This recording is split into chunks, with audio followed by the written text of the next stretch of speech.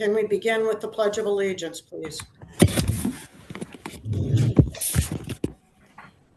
I pledge allegiance to the flag of the United States of America and to the republic for which it stands, one nation, under God, indivisible, with liberty and justice for all. Elaine, can you take roll, please? Thank you, Madam Chair. Joe Filer? Present. Doug Chamberlain? Here. Alan Bess? Here. Jill Bramlett? Present. John Masters? Here. Fred Von Eerens? Present. Chairman Bayteski? Here. Madam Chair, we have a quorum. Before we approve the agenda, may I ask for a privilege, please, and to pause for a moment of silence for our dear friend Steve Lupien. Thank you.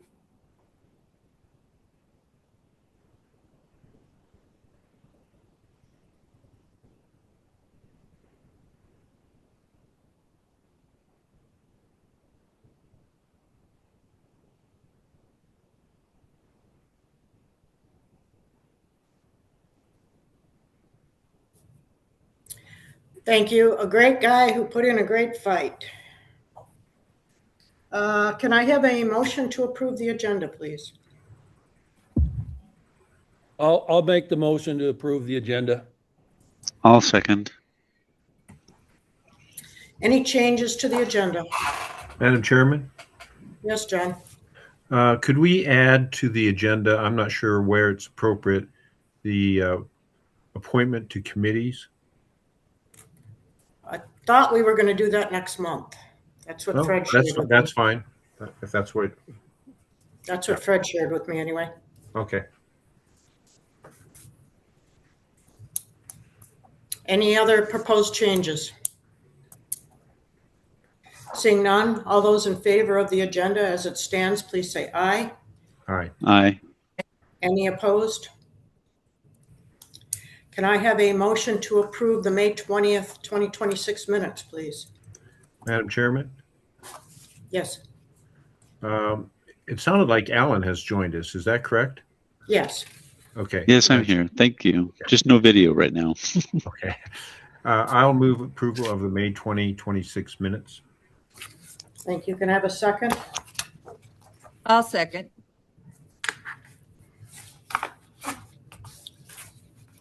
And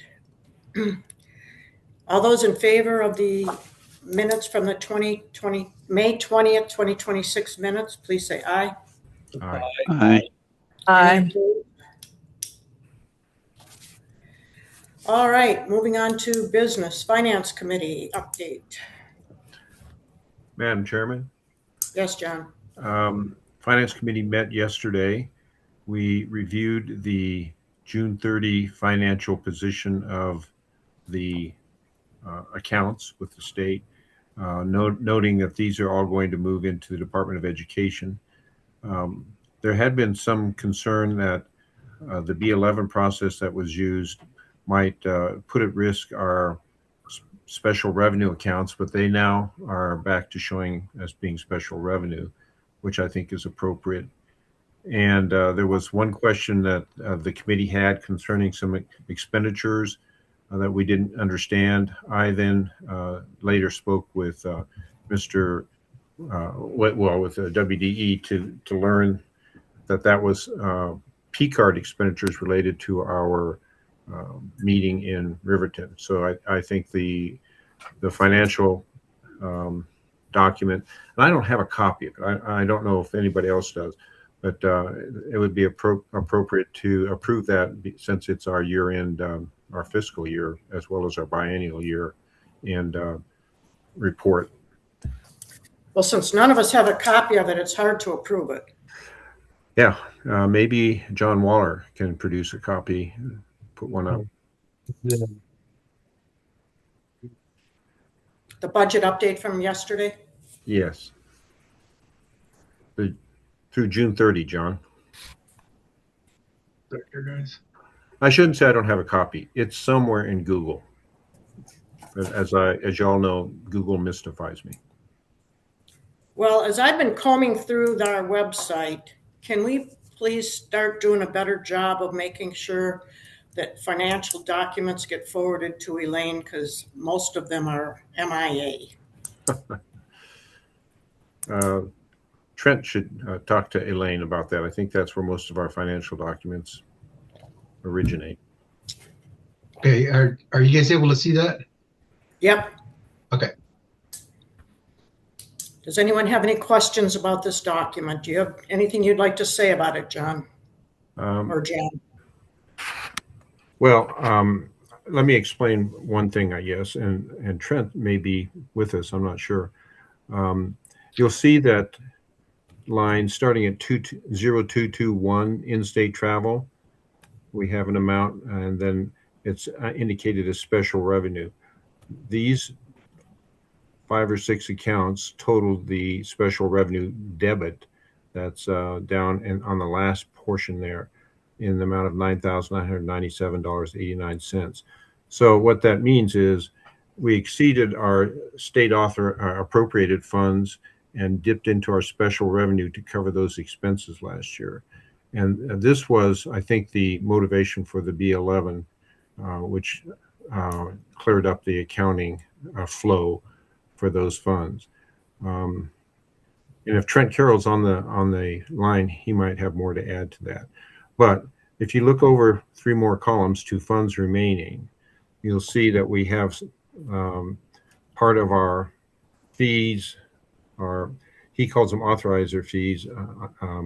I call them administrative fees, totaling for the 2 years approximately $81,800. Those fees we discussed at some length as being available to do several of the projects that the board has discussed, including a data collection system, and probably will need assistance with the review of the applications for renewal or of the charters that will be coming up in this fiscal year, and perhaps other things. So just be aware that we do have funds. We're not entirely dependent upon the appropriation from the state of Wyoming budget, but those funds are ours, and they are not subject to approval, I think, by any other agency or board other than this board. If you go down to the next portion, the contract services, the fiscal 24 budget object, you can see that over the first 2 years of our board's existence, we contracted with NACSA in the total amount of $135,000. We have spent to date as of June 30, $76,600 roughly, and we have funds remaining encumbered to the contract and the amended contract. I conferred with the committee and then confirmed with Mr. Carroll that once the contract is completed and we have paid what remains on the contract, those funds will revert to the state of Wyoming, whatever remains. The question had come up, I think, if not our last meeting, the meeting prior to that, and I wondered whether we could expand the scope of the contract. And I was told, and I agree, that we cannot expand the scope of the contract. All we could do was expand or extend the term of the contract. So once our NACSA contract is completed, which I think will be pretty soon, there will be funds that will revert to the state, but they are not the special revenue funds. These are funds that have been held over from the prior 2 fiscal years. I don't know if anybody has questions about that. I am under the impression that we voted to extend that contract, and I believe there is still work that can be done under the way that original contract and the contract amendment were written that is appropriate to our body of work. And that may be true. We just can't expand the scope of the contract. That's correct. Thank you. And we did receive from Mr. Carroll and his department and perhaps Elaine and John had a big hand in it as well, a summary of the work that's been done under the contract, the payments that have been made, and I don't know, John, if you can put that document up, it would perhaps be helpful for the board to see that as well. That one might take me a second here. Should I stop sharing this one then? Yeah, I don't think we need this one anymore. So John, Okay. John Masters, while he's Yes. doing that, just for clarification, I think I understand the conversation.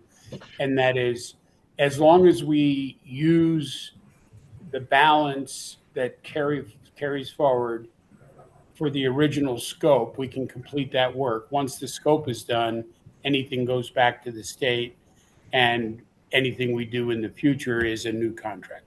That would be correct. That's my understanding as well. And again, Okay, thank you. I don't know if Mr. Carroll's on the call, but if I'm misspeaking, I hope he'll jump in and interrupt me. I do not see him. Elaine? Madam Chair, you are correct. The board did vote to extend that contract, not this change any of the scope of work, but that contract has been amended to extend the time already. And I believe I sent that maybe 3 or 4 weeks ago to the Finance Committee, a copy of that completed contract, as well as to the chairman. Well, if you did, I didn't receive it, but that's not that important. The contract is with the WDE rather than with this board, but the funds come through our budget. And I think the reason for that is that when we first got started, the original contract was between the WDE and NAXA. So that's why the amendment was done that way as well. John, were you able to find that spreadsheet? Yeah. Hang on. And this is a fairly big document, and this is not it. Oh, that's the wrong thing. Sorry. Well, I will just say I'm a bit suspicious that this total, June 30th total, based on how slow NAXA is to capture billing, that it does not include their trip to Riverton. Elaine? Madam Chair, I think there are, I want to say 4 invoices that have been paid recently that are not reflected in this spreadsheet. Possibly it hasn't gone through yet. So my understanding is there's about $10,000 left on the contract. Madam Chairman, I think the state of Wyoming holds open the fiscal year for a period of time so that those invoices, as they come in, can be paid out of last year's funds. And that should not be a problem either way because we've extended the contract. Okay, thank you. Any other discussion? Did you find it, John? I did. I got to convert it. And okay. All right, hang on here.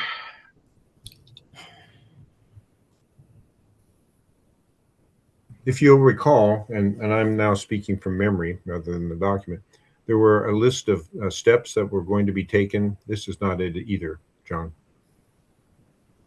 Okay, then I don't have it, John. Oh, wait a minute. Maybe it is. Yeah. Maybe it is. This is the only thing I have. So in column F, and we don't see on this particular, John, you might have to give us the first page of this document because we're looking at the second page. And we're not seeing column A, B, C, D, and E.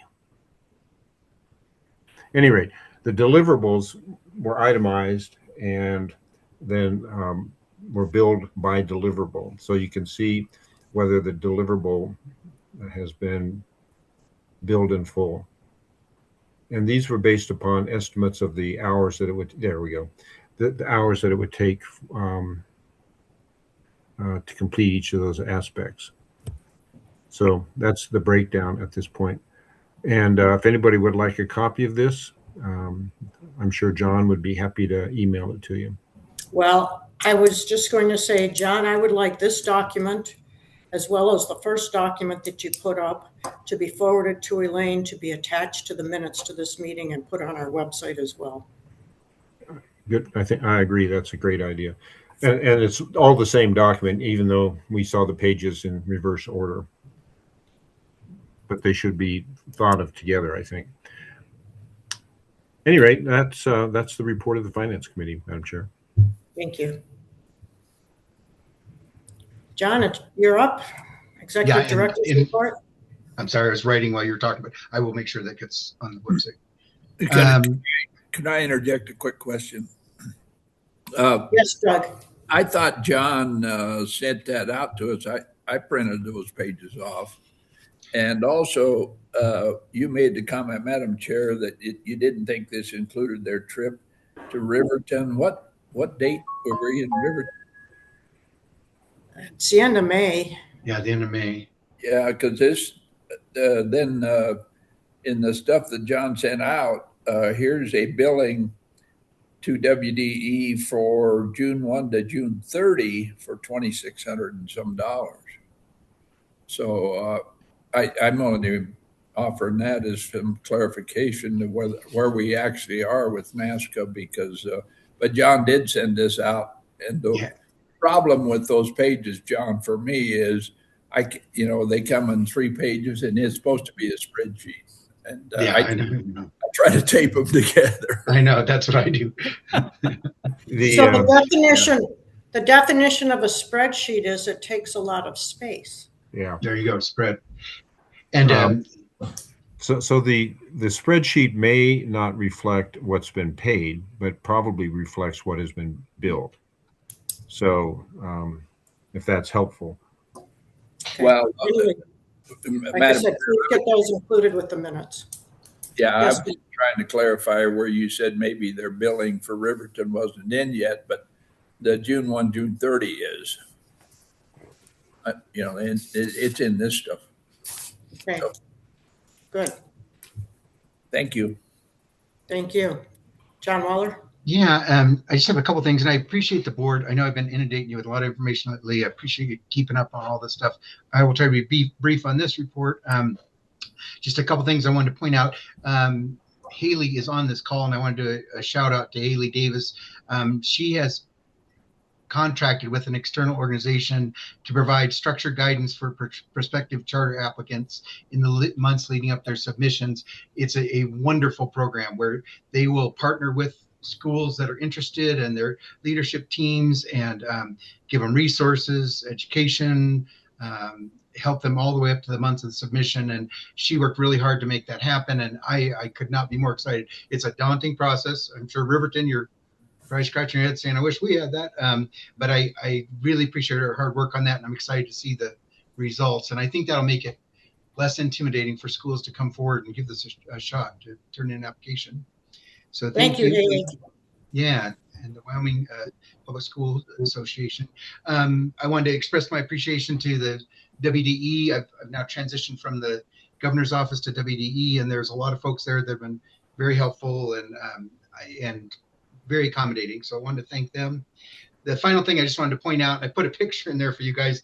I live here in Cheyenne, but was out driving around the other day and got a chance to see Cheyenne Classical Academy.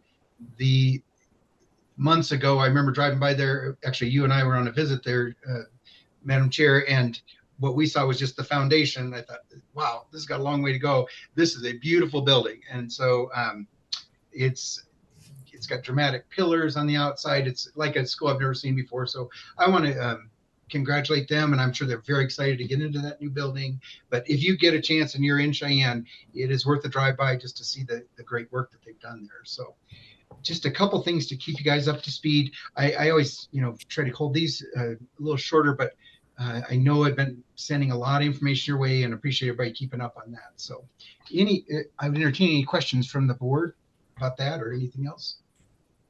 Any questions of John? Seeing none, Elaine? Sorry. I have a couple questions. So John, how's Haley marketing what providing help to folks who want to start a charter school? How's she letting people know? She's actually reaching out directly to them, which I love. Anyone that she's heard, we're thinking about kind of conversations, she is directly in touch with them, calling them and having a conversation with them. And so it's a very active process, not a passive process. We're waiting for people to come to her. And then, we check in. Elaine and I typically check in with her every 2 weeks, and she's wanting us to keep her apprised of anything that we're hearing. as well. So I'm really pleased. I think that's what we need to do, be active in supporting folks that are interested in this and not just wait for them to come to us. So. Would it be appropriate to put her on a future agenda to take us through that process? It's funny you would ask. I would like her to come. We've invited her to come next month to talk about this a little bit more in depth. So, yeah. Jill, have you got another question? Yeah, John, is it possible that she can provide that information on our website on how to contact her? Absolutely. Yeah, we've talked about that, and we want, that may be the first stop for folks. It would be a great place to get them channeled the right way. So yes. And Madam Chair, if I'm Madam Chair, just to answer Jill's question, we do have a link to their resources on the website already, but we can definitely, once they get all of their pieces for this this program, we can directly link to that as well.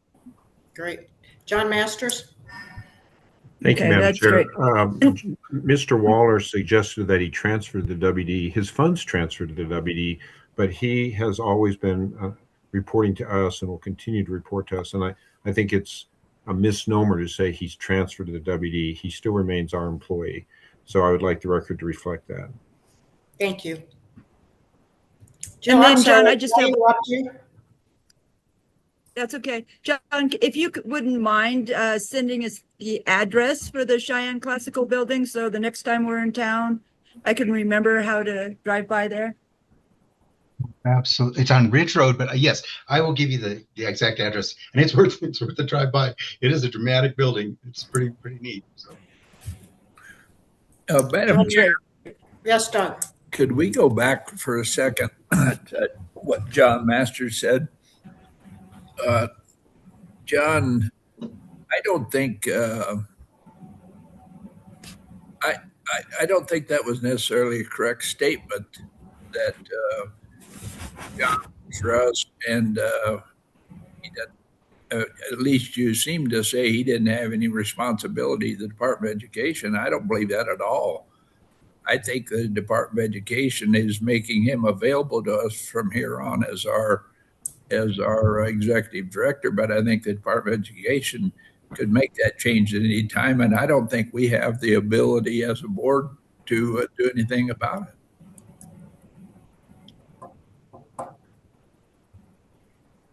Madam Chair? Yes. Is our attorney available? I think this is a legal question, and it's an important one. Whose employee is our executive director? Thank you, Madam Chair. Mr. Williams, what do you say? Nice to see you, by the way. You need to unmute. Thank you. I'm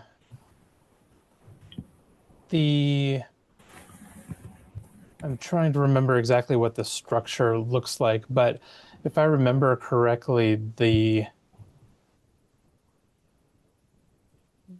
terms of employment are that he is directed by the board. I'm not sure that the board has a specific position for it. For the executive director position, I think it's all just under the administrative umbrella, but I don't believe that the department directs your executive director in any form that I'm aware of. Madam Chair? Yes. Lot of issues came up over the last couple of days in finances and everything. I'd recommend maybe we put this on the agenda for next week and we let McKinsey kind of look in that for a little bit more clarity. I think Doug brings up a good question. We can talk about the overall issues going forward next month would be my recommendation. Madam Chair? John Masters?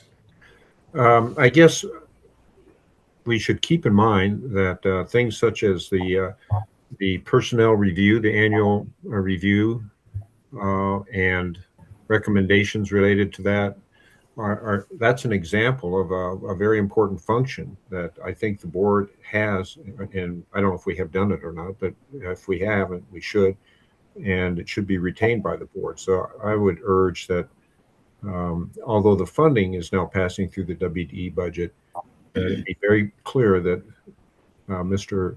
Waller is our employee. And what it takes to clarify that, I don't know. Perhaps Mr. Williams can at some point give us an opinion on that. Thank you. Yeah, and Madam Chair.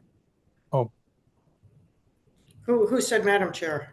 Mackenzie, you go ahead. I'll go after you. Well, I was just going to point out that this arrangement is not entirely dissimilar from that the State Board of Education enjoys with its state board coordinator, which is, I believe it's a little bit different in that it's an AWAC contract, if I remember correctly. But you know, the funding also flows through the department, but the department doesn't have any supervisory authority over the state board coordinator, and the state board does her evaluations and makes those decisions and directs her, and there's not any particular issue that I've been aware of. So there is precedent for that type of an arrangement, albeit with a slightly different contract. Well, Madam Chair, I didn't mean to delay things, but I think this is an A&I issue and a personnel issue under state statute, and I'm going back to my memory of the parole board. We had the power there to hire and fire the director, but I don't think under this arrangement we do. And all I'm saying is, John, you know, I think we have a right certainly to do a performance review, but I think it's a step too far to assume that we have any more control over it than that. I mean, we can say that John's work is unsatisfactory, but that's a WDE problem to solve, not ours. Well, I just want to remind folks, if I may, WDE is not paying John. Okay. Yeah, Madam Chair, again, I think these are great points. So I would like to point out, make sure everybody knows, Madam Chair did provide a performance review for John last year. And so that will be done. We'll continue to do that. But there's just some fine points, and so that we have 100% clarity. I'd love to lock into what McKinsey said. I love it. I think he's 100% right. But with the financials and everything else, there's some things we're looking into. And if we can give pinpoint clarity on this next month, I think it would be helpful. Very good. Thank you. May I suggest that we may want to put this into an executive session because it is a personnel issue. Yes. Anyway, John Masters. Madam Chairman, Mr. Von Ahrens mentioned that a personnel review actually has occurred. And I wonder if it's going to be appropriate in the future for the board to have an opportunity to be involved in that review. Yes, in the past, it happened out of the governor's office. Okay. Thank you, Madam Chair. John Waller. Yeah, just very quickly. I didn't mean to. I know that this was a topic we wanted to talk about later. My purpose for bringing that up is a lot of folks have bent over backwards to help me, and I want to recognize that. And I know we've got things to work through here and everything, but a lot of people have taken a lot of time to. It's not easy to make the switch that is going on right now, and so that was my only purpose in bringing it up. I wanted to make sure they were recognized, and because it's just taken a lot of time and effort, and they've been very accommodating. So that was my reason. Very good. Thank you. John Masters, do you still have a question, or are you remiss in your hand? I'll get rid of that hand. Thank you, ma'am. Thank you. Hey, what do we click on to show our hand?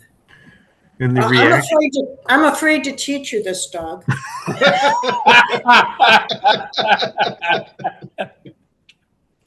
Go down to the React section, and the first thing that pops up there is a hand. Go with the arrow. React?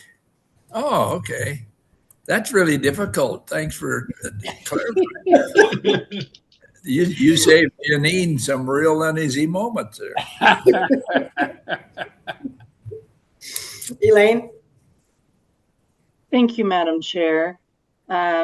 So for our report from WDE today, wanted to bring up to everyone's attention, since this will be an action item later in the agenda, the NACSA membership that the board has been part of for the last year or two did expire on June 30th. This is a part separate from the contract with NACSA. And the board membership is kind of provides extra resources for the board. And so that membership, like I said, expired June 30th. It has increased this year to $1,500 because it is based on how many schools are approved through the board. So previously it was $500, but now that the board has 4 schools approved, it's up to $1,500.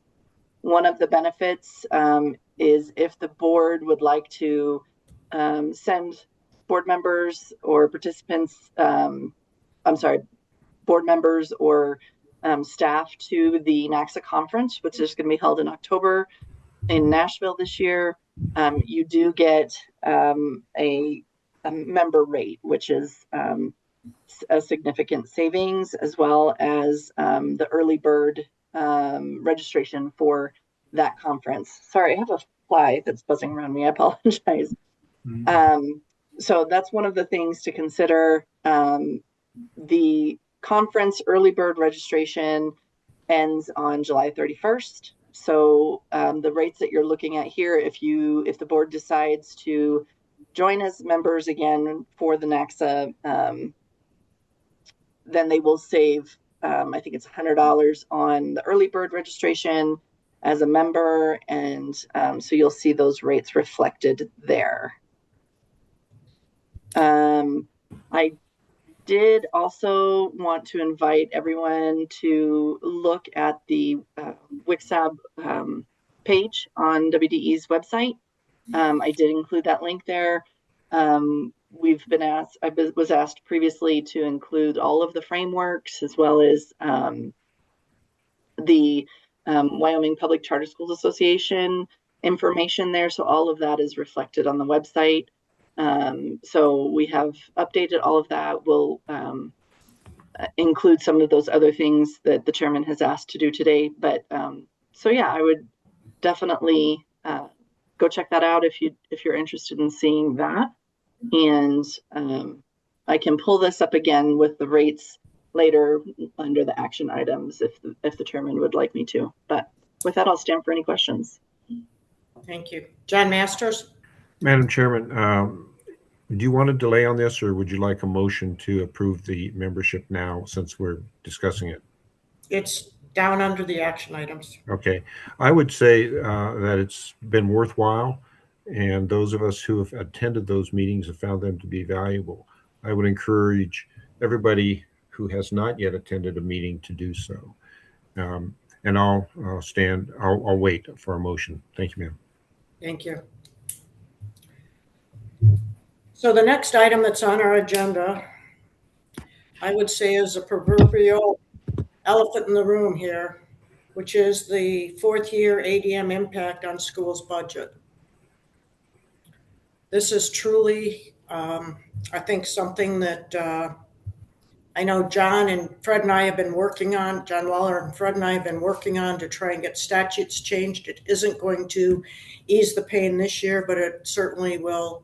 I hope we'll fix it next year.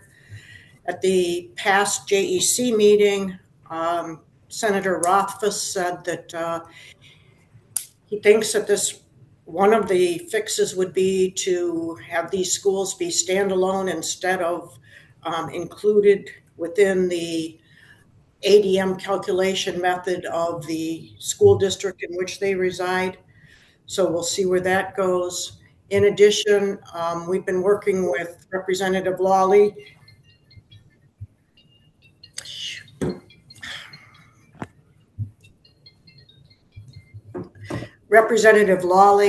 And J.D. Williams to go through the statutes and fix places that call out the district, that you have to be a district in order to be able to qualify for some of the grants and some of the other things that provide money to school districts. So hopefully we're tagging along with Wyoming Youth Services on this one, and hopefully that will help to fix some of those as well. And all I can say is it's a process, and I think that Christian from Prairie View has certainly found lots of these gaps. I will say one of the things that will be required, as it appears in most of these grants, if we can get it fixed, is it requires that the schools are accredited. Schools that are not accredited will not be eligible. And that's a big one to fix. So that's kind of where we are on that one. And it's certainly causing a lot of pain to Prairie View. I think we have found a solution to Wyoming Classical. And that's where we be. I'll stand for any questions.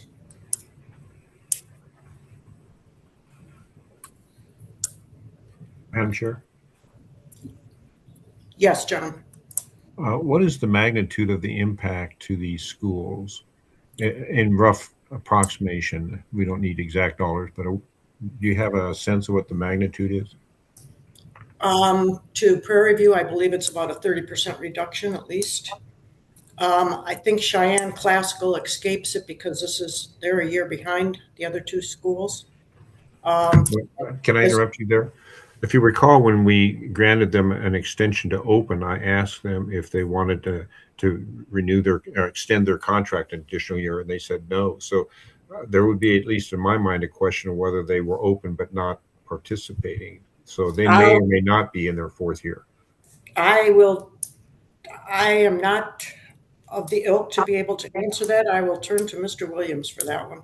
Well, I'm just saying that out loud. We can't resolve it right now. But at any rate, so it's substantial, at least, impact. Wyoming Classical, like I said, because they are adding an additional grade, I believe that their enrollment of the grades below that grade will be included in that October number that gets turned in. So it will not just focus on the addition of 7th grade. It will enable them. The language is fuzzy enough that it will enable them to be able to count all the students. Madam Chair. Doesn't that language refer to configuration change? And they're not asking for a configuration change. No, it does not refer to a configuration change. I'm sorry. Yes, Jill.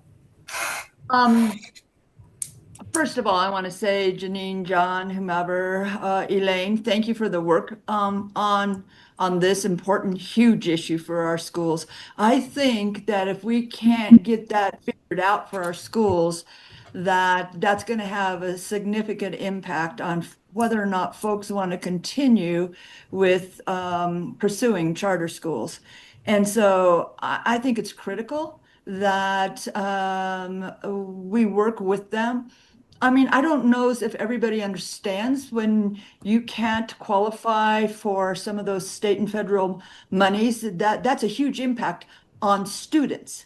It's not on running a school, it's about student services for kids.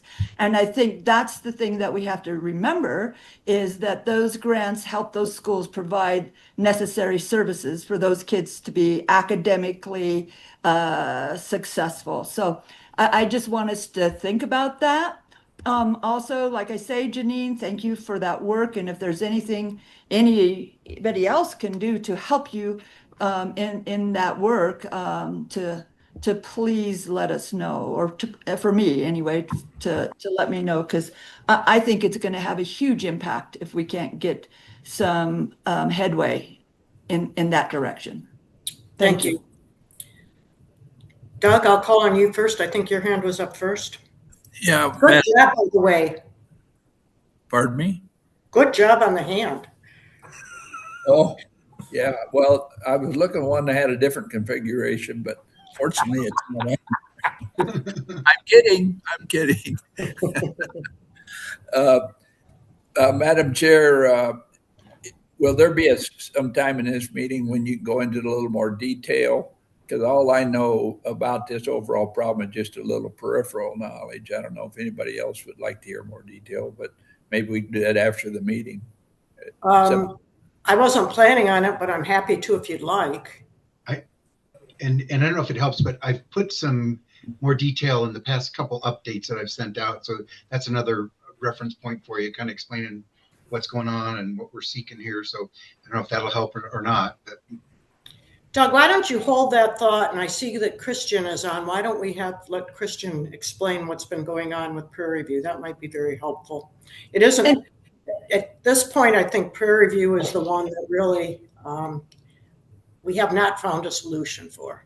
And Madam Chair, I think in Doug's response, I think it's only fair that maybe we have a little workshop or something on it so that we all have the same understanding about what those grants entail and what they support and what they don't support and what you need to do and what you don't need to do. I think to keep us all informed before we can ever make a decision, we need to have an informed decision, and maybe a workshop would be a good place to put something like that. I think you're right, but that would not be me as the expert. That would have to be somebody out of WDE. Without a doubt. John Masters? Thank you, Madam Chair. I agree that we should have a workshop, and I think we should bring in our attorney who would explain the statute and how it works, possibly somebody from WDE as it applies to the school foundation program. Because I understood that the statute in question referenced as schools change their configuration. And maybe I'm wrong on that, but that's the question I saw a couple months ago when I first heard of this issue. So I think a workshop, or maybe we're going to have a retreat at some point. This certainly is a very important topic. Secondly, I don't know if in your conversations with legislators, whether they could retroactively fund or provide some relief to these schools, because I'm fairly confident that they did not intend this type of harm to a charter school. And if they were given a pathway to do that, maybe they would do that for us. Thank you, Madam Chair. Thank you. Fred? Well, you want to respond to John's question first, or at a workshop maybe? I think we should add a workshop. Yeah. Okay. I was just going to, on clarification, there's several issues going on here. And at the legislative workshop that we were at, this issue came up for supporting boys, the boys' school, the girls' school, and charters. Dickie was the one that brought it up. So I just want to give a hats out to Dickie. It was a little bit of a tangent on the meeting, but it was an action that could help these schools to the questions that are being brought up. And then Janine followed up. I just want to give recognition to her to validate that when this draft was created that's moving forward, that Janine made sure charters were included. So good work all the way around to a big problem that is better handled in a workshop. Thank you. I see Christian on. Christian, you can do a better job of this than me, because we've had sort of two things happening here. Last year, what happened in your neck of the woods, your school had an impact on Plat 1. This year, Plat 1 is having a major impact on you. Can you please explain this? Yeah, Madam Chair, members of the board. Again, I just also want to thank all you guys for the work that you're doing on this. I know that these are big problems and they don't have easy solutions. There's really two kind of concerns that I have. One of them you guys have talked about already, which is the grants. We've been turned down a number of grants because we're not considered a district. And because we're not considered a district, we're not allowed to apply for them. Nobody has mentioned anything to us on being accredited. We are accredited, but nobody has given that as a requirement also. So I can find that interesting. But probably the biggest impact that we're having right now that we're facing is when a charter school transfers from year number 3 to year number 4, the way our funding is calculated changes. So in year number 1, 2, and 3, we were funded at our actual enrollment. In year number 4, our funding, we are funded either on the previous year's enrollment with a lag in the funding by a year, or we're funded on a 2-year rolling average. That was changed in this last recalibration bill, went from 2 years to 3 years. The bigger challenge with that, I really have 2 problems with it, but it doesn't matter which way, we would have been hurt, is that our ADM at Prairie View gets rolled into the ADM within Platte County School District number 1. And if Platte County School District number 1's overall ADM went down, then that automatically means our ADM is now going to roll, it's going to go off of the 2-year rolling average. If Platte County School District number 1's ADM would have went up, then we would have been funded at last year's enrollment. So because their enrollment went down, that means our enrollment is now going to be calculated on a 2-year rolling average of the last 2 years for my fiscal year. And so consequently, I'm actually going to be funded less in year number 4 than I was last year. Well, last year I was funded at 126 kids, and this year I'll be funded at 108 kids. And then due to some of the changes in that recalibration bill, our per pupil funding amount also went down by almost $3,000 per student. So, I mean, that's really the impact of why we're facing such a budget crisis, is because I'm going to have probably close to 150 kids next year, but I'm only going to be funded at 108 instead. So I would agree with the comments that were made earlier. I would rather see the charter schools as a standalone school. I have absolutely nothing to do with the school district, with Platte County School District number 1 in any way, shape, or form, other than we lease their high school building. We have a great relationship with them from that standpoint. But I see no reason fundamentally for my calculation or my ADMs to ever be rolled in to their ADMs. I know it's in the statute. I agree that it's there, but I think that's something that should be changed. And then I would also argue that we get rid of the rolling average. I would honestly be fine if a charter school is funded at their actual enrollment for, say, the first 5 to 10 years. And then after, say, 10 years, that charter school is well established, then it could switch to a 2-year rolling average or a 3-year rolling average or something like that. The rolling average idea makes beautiful sense for a well-established school that's been around for a long time, that's, their enrollment is really not going up and down by a whole lot. But in my mind, a charter school that's just starting is going to be growing for quite some time. It takes, as we all know, it takes more than 3 or 4 years to build a school. So I just don't see how that would ever really be beneficial to us either, especially in our case where we're growing so much every year. Even if Platte County's numbers hadn't gone down, I would have been funded at 126 kids, which would have been better than 108. Yeah. But that's still not as good as 150 if that's what my actual enrollment is. And as we all know, this is like starting a brand new business. I mean, we have so many expenses that are they're right now. It's impossible for me to innovate the school. It's impossible for me to build some kind of a substantial carryover. It was such a challenge for us to build our special education program and our transportation program for those same reasons. And so it's really put a hurt on us for this fiscal year. Thank you. Good job. John, Thank you, Madam Chairman. My understanding is the governor has advocated for a complete review of the charter authorizing process given the creation of the state level charters. And, what we're talking about are a couple more band-aids on that. And I admit they're important band-aids, but I hope that the legislature might entertain the idea that they need to do a comprehensive review of our statute. I mean, the busing's an issue, reimbursement's an issue, participation in grants is an issue, the funding model and how it applies to these schools. All those are issues. There are, I think, other issues out there as well. And so if we get a chance to advocate, I don't want to advocate, but if we get a chance to inform the legislature on these issues, I hope we can suggest that it's time. We've now got several years of experience, and it's time to go back and do a very comprehensive review of this statute. Thank you, Madam Chair. And we're working toward that. Well, thank you, Christian, so much. Yeah, thanks, Hopefully you'll Christian. be able to join us in Casper on the 12th and 13th. I don't know which day. The agenda hasn't been posted yet. So thank you. Yep, no problem. Thank you guys, and let me know when that agenda's out. I'd be happy to attend. Great. Thank you. You do a great job explaining it. Doug?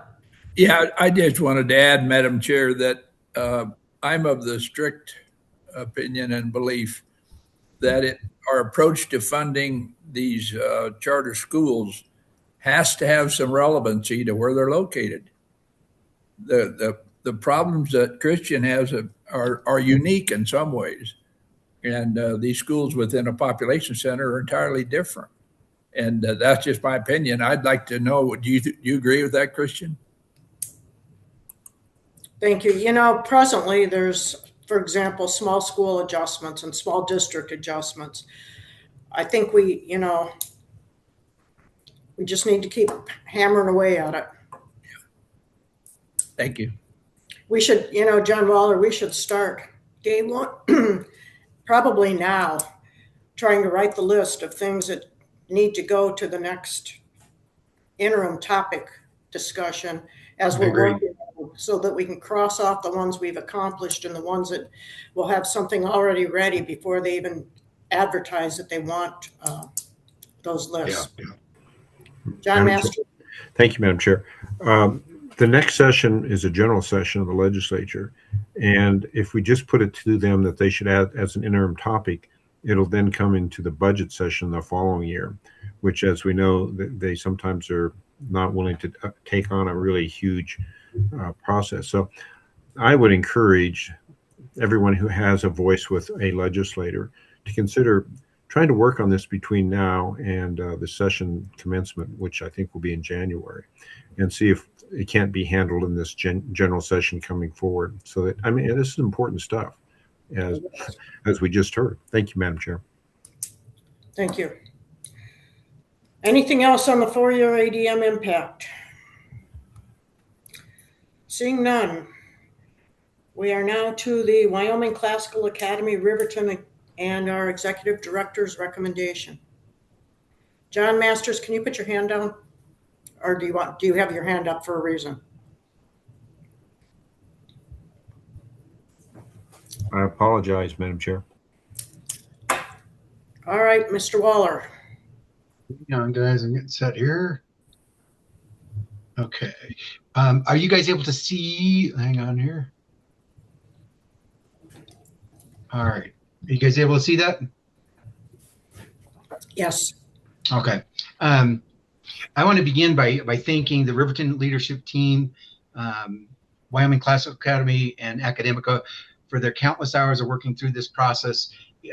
I'm proud of our process. I think we do a really thorough job of vetting schools. It's the first time I've been through this, and there's a lot of people that were involved with this. So thank you, and thank you, Riverton. I know that it was daunting, but I think you did a really nice job. I have distributed my full report today. I'm going to give you just a little overview of the report. As part of our process, at the end of the review, I'm asked as executive director to come forward with a recommendation. My recommendation goes to the board, and I've distributed it to the board. I've also given it to the Riverton leadership, and it is, of course, a board decision. The board will decide whether to authorize or not, but I want to kind of just give some highlights from my report. I also want to mention to the public, this report is currently available on our website, the WCSAB website. So if you want to look into more detail or what went into this decision, please feel free to go to that website, and you can access this full report. The long and the short of it is that I am recommending approval with conditions. I think that they have done a really nice job with this whole process. The reasons, number one, I think that meets the standard in all major domains. We have established a rubric that we've asked a number of people to look at, and in all areas, Riverton meets or exceeds, meets or is approaching what we would look for in that rubric. So they do meet all the standards. We know that this is a strong classical academic model. We have examples of that in the state right now. We're seeing it have success in other communities. And finally, we do. I personally feel like we have very good community support and operational readiness. I really, if there's other folks from Riverton joining in today, I thank you for rolling out the red carpet for us. You've got a great community there. I appreciate everyone who came out to our community forum and spoke on behalf of the school. And it was great meeting all of you and talking with all of you. These are the things that we look at, and we look at them pretty deeply as we consider an application. First of all, the first thing is meeting the need. Is this something that the community wants and needs, and it has their support? Secondly, we look very closely at their academic program. Do we feel like it's going to lead to student success and produce those leaders that we want here in Wyoming and in that community? Third is the operations plan. Do we have a good plan for how we're going to operate this school, and to, from facilities to upkeep to, their full plan for operations. The next one is financial planning. We take a very close look at what are you projecting for numbers, and are we fiscally responsible with this? Do we look like we'll be solvent? The last one then we look at pretty closely is governance. How are we going to govern the school? Do we have a board that's up to the task? Are they going to receive proper training? Do we feel like they can pull this off? So that's the evaluation. You can read more about that in the full report. Here's some strengths that I really want to point out. The instructional leadership, I feel really good about having partnerships with Wyoming Classical Academy and Academic Hub. I feel like the instruction and their potential for good leadership is very strong. We know that the curriculum is aligned to the Wyoming standards. We have examples of that in two of our other schools right now. They have done a crosswalk with that. We also did that on our end. A balanced multi-year financial plan. And then finally, an experienced governing board. The thing that struck me the most about the governing board is it's diverse, and you want to bring diverse perspectives to a board. And I felt like they had a lot of passion. They also had a lot of diverse experience. The path to opening, I want to talk a little bit about. These are some recommendations I'm making. These are things I want to see, and if successful, these are things I will work with you guys on as part of our ready to open process. First thing is board development. I think that is critical for new schools, that we get proper training for the school board and we guide them in those first couple of years, especially. And I feel like Academic has got a good plan to do that and get all those folks up to speed. And I know they've already done some work with their board. You'll need to hire a headmaster, of course. Timing for that, that varies, but we've really seen how important that is for us to turn the torch over and say, now it's your school, and let's make some plans here to make kids successful. We will need to finalize service agreements with Wyoming Classical Academy, with Academica. You will work with us on our contract, but that's something that needs to be done. The facility, securing the facility. For those not familiar with this situation, there's actually 3 buildings that are adjacent to each other, and we have different arrangements with each one of those buildings. One of them is owned. There's one that's leased. There's another one that's could be leased. And so we'll want to figure out, based on our projections, what will be our configuration with the facilities. We, of course, will work on meeting enrollment targets. Initial projections seem very strong. It seems like there's a lot of interest in that town, but I'll want to be kept apprised of that along the process. Where are we at? Are we upward trend, downward trend? What are we doing to recruit? And then this ready to open process. I'm going through this right now with Alpine. And what we would do, we will meet about every 2 weeks, and we'll talk about the things that need to happen before a school will open up. And there's a large checklist that I'll go over with you guys. That's actually written into your contract, but we'll work on that together to make sure that you're ready for those kids to come in the door if successful here. In my final statement about the school right now is I feel like the application demonstrates the capacity to open and operate a high quality charter school.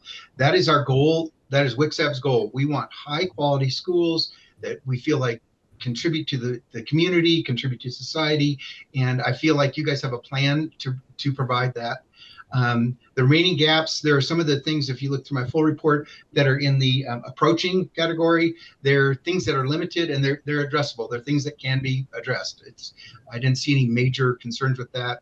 So, in conclusion, my personal recommendation as executive director of the Wyoming Charter School Authorizing Board is that we approve this contract with conditions and things that we would work on along the way. So with that, that's a very quick summary of a long report here. I would entertain any questions and from the group. And I know I looked a little earlier, we do have folks from Riverton here as well. So if you have questions for them as well, they're here. John Masters, were you able to finally open the document? Yes, I was about an hour ago, 2 hours ago now. Thank you, Madam Chairman. First question I guess I have is, has the arrangement with the School Facilities Commission been finalized? In other words, my understanding was that they are always somewhat taken aback by how this occurs, and they don't necessarily plan in advance the funding necessary to facilitate the operation of the building. So has that been done? And then the second question is on the request to open document. I don't believe I've seen that. But it should be fairly comprehensive, not just the conditions that you might have identified in your report. So are we shortening the request to open document to only touch your issues, or are we going through the entire request to open we'll use the whole entire ready to open document. And I believe I shared that with you guys at our last board meeting.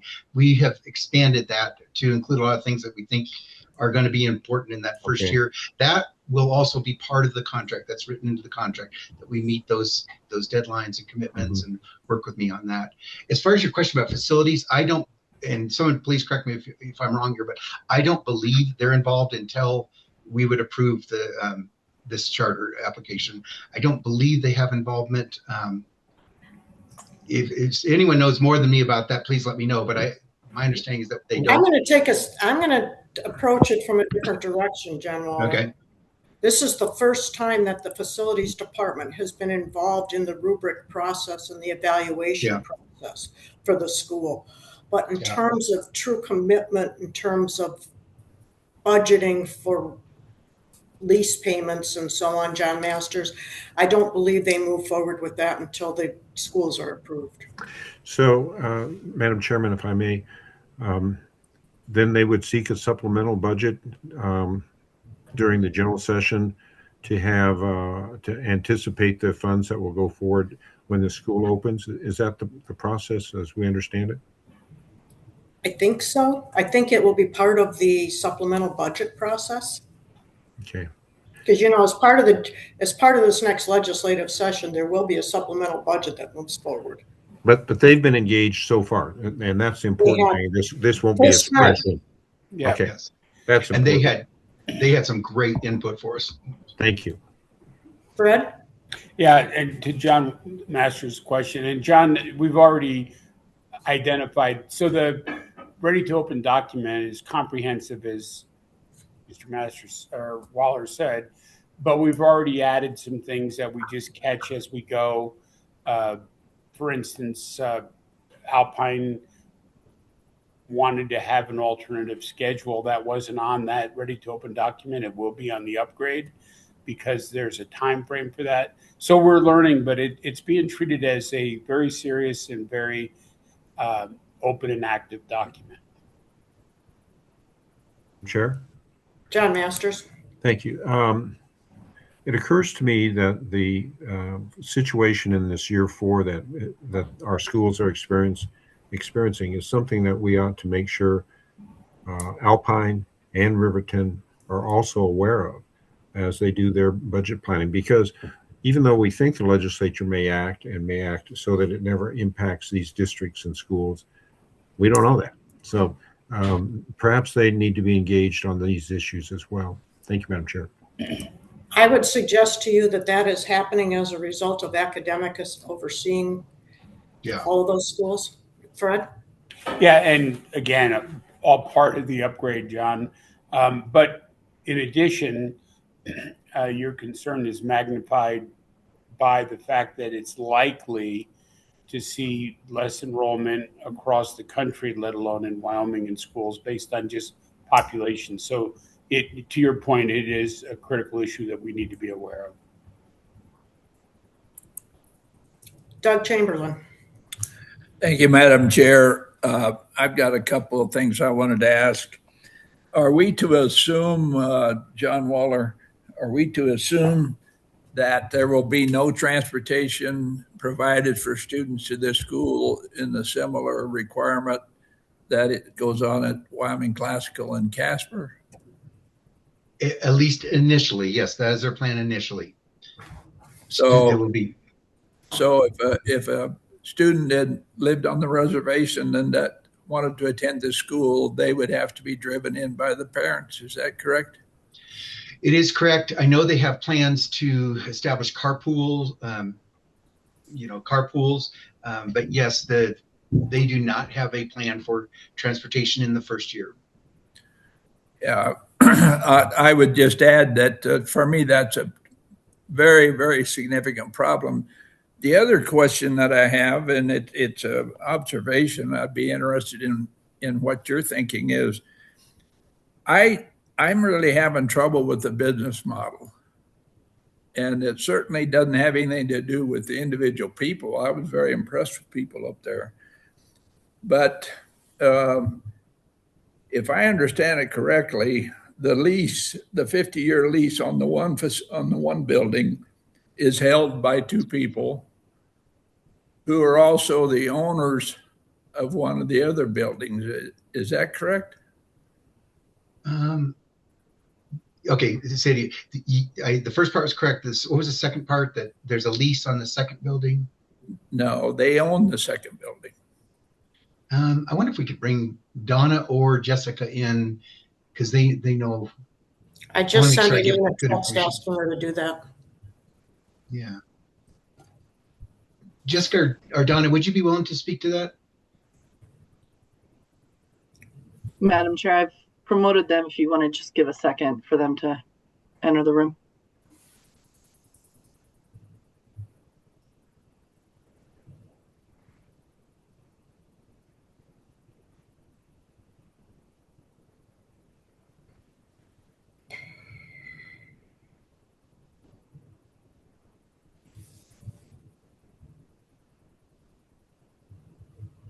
Madam Chair, it looks like Jessica Leneve is in. We're still waiting for Donna, but you can probably start with her. Point of order, if I may, Madam Chair. Yes, John. I'm looking at the list of panelists. I don't see the representative of the governor's office as a panelist. And I wonder if that's an oversight or what. It seems to me that the representative of the governor's office, or the governor, if he chooses to attend, ought to be a panelist without any discretion on the part of somebody. So I wonder why we don't have the representative of the governor's office available. Elaine? Now I see Lachelle. Lachelle's on there. Is she? Madam Chair, they were invited to be a panelist.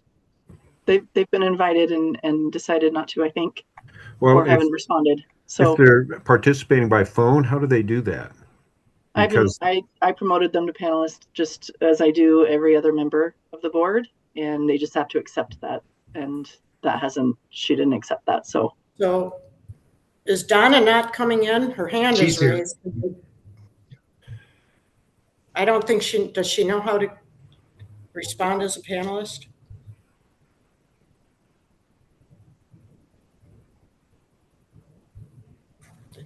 There she goes. On. Yep. Okay. So can we ask the question again, Doug, please? Yes, from the standpoint of the business model, and I'm going to expand it just a little bit more.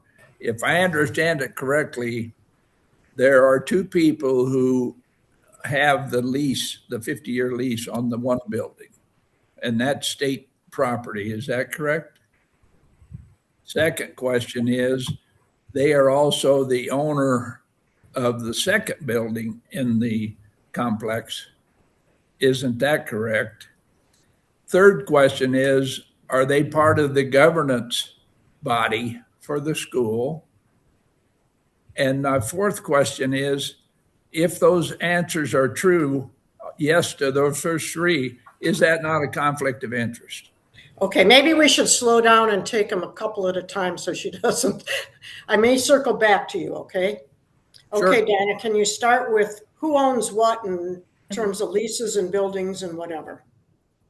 Okay, we are the authorizing, or we're on the committee that's starting it, but we are going to do everything that we're supposed to do to make sure there's no conflict. There are some negotiations going on with Academica that perhaps we will not be the owners by then.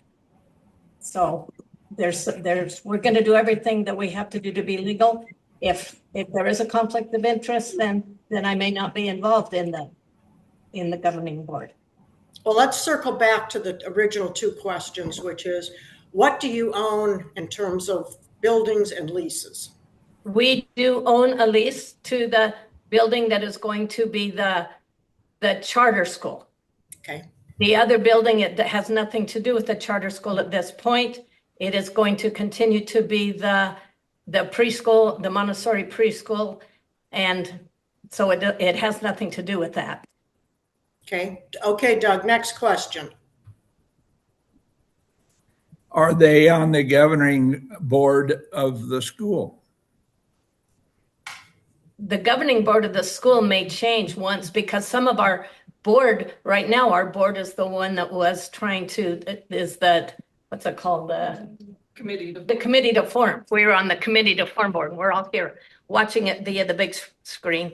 But some of our members of the board may be interested in also working for the charter school, at which they will resign from, or once we're approved, then we will perhaps have a different board, or some members may be different. Does that make sense?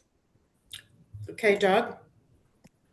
Well, ma'am, I'm just a country boy, but I'm having trouble following a lot of that. But I would like to go back to something you said. You said you may not own this later. Own what? The lease to the building. The 50-year lease? Yes, So you're going to sell that possibly. to who? Perhaps who's Academica, is it? Perhaps Academica or Can I speak on this a little bit? Please. Thanks, Jessica. Okay, so at the moment, there is no governing board or legal entity until they're approved. And so at their first meeting, they'll actually vote in their governing board, which of course they will be avoiding any conflicts of interest. As far as building ownership, it would not be Academica, but there is other private investors that are interested in potentially buying this building, leasing it back, just like many of the other arrangements. So at the end of the day, building ownership really isn't necessarily a matter that's an issue unless one of the governing board members is an owner. So we recognize that, and like she's stating, everybody's aware, and we will be helping the school avoid any conflicts of interest. But Academica will not be the building owner, but there are some private investors interested in potentially owning that building and leasing it back. Ultimately, somebody has to own it other than the school and lease it back in order to get lease reimbursement from the state. Doug? I think that you answered part of my concerns. There are lots of questions out there apparently over who's going to own what, who's going to be in the governance, if there are private investors involved. We just went through a process in another location not too long ago where we went in and had hearings, and we were told all kinds of good things were going to happen, and it didn't end up that way. And just speaking for myself, I have some real reservations now, more than I had before this meeting, about the business model, the way this is going to be handled. And I'll leave it at that. John Masters? Thank you, Madam Chair. I don't know what our application process provides, but typically in a nonprofit corporation, which I understand has yet to be formed, there is a conflict of interest policy that's required by the IRS, and also a fairness policy for any self-dealing with board members. And so I don't know if those are in our request to open form, but if they're not, they should be. And I don't know why they aren't if they're not. So I just point that out, that that's going to be a pretty important thing if they want to achieve nonprofit status. Well, perhaps I'm speaking out of school here, but I will say just one thing. This isn't Academica's first rodeo. So I assume that they know the ropes in terms of this. Madam Chair, Yes, Jessica. all of our boards in Wyoming as well sign conflict of interest forms annually. We've done that with our schools as a best practice in preparation that they might be asked by the state at some point. So this school would certainly be following suit. We're very, very familiar with conflicts of interest and we'll help them avoid those. Absolutely. We've already had these discussions with this particular board as well because of building ownership. So they're aware of it. They will not, once they're a legal entity and approved by the state, we will ensure that there are no legal conflicts of interest with this school. Thank you. Doug? Yes, Madam Chair. In all due respect, I felt like that last response was a little dismissive. But what I'm concerned about is the stage at which these different things should happen. And when we look back at our previous experience, a lot of this financial information we were given, there's some similarity here, but we didn't see it in finality, and that's what brought the project to a halt. In my opinion, this sort of information and all these sort of arrangements and determinations need to be established before we go any farther with this project.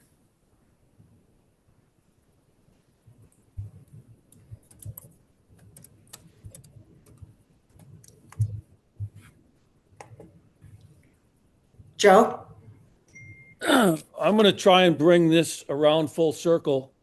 And part of this is from Mr. Chamberlain's comments. I'm not feeling real comfortable as far as where this is with buildings and this, that, and the other. But even more concerning for me is it seems that, with the School Facilities Commission, that we need to either be working a little closer with them, and I know they helped out with the review and so on, but I don't think it probably sits well with them that if we approve this, and I don't recall without looking up the budget what the lease payment is all of a sudden to go to them and say we need all of a sudden we've approved this and we need this much money to lease this building. It seems that the order of operations somehow is backwards, and it's what we have. I understand that, but I have some real concerns with that, and I'd like to chat with some people on the Facilities Commission to see what their thoughts are on how this process is evolving. Thank you, Madam Chair. Fred? You need to unmute yourself, please.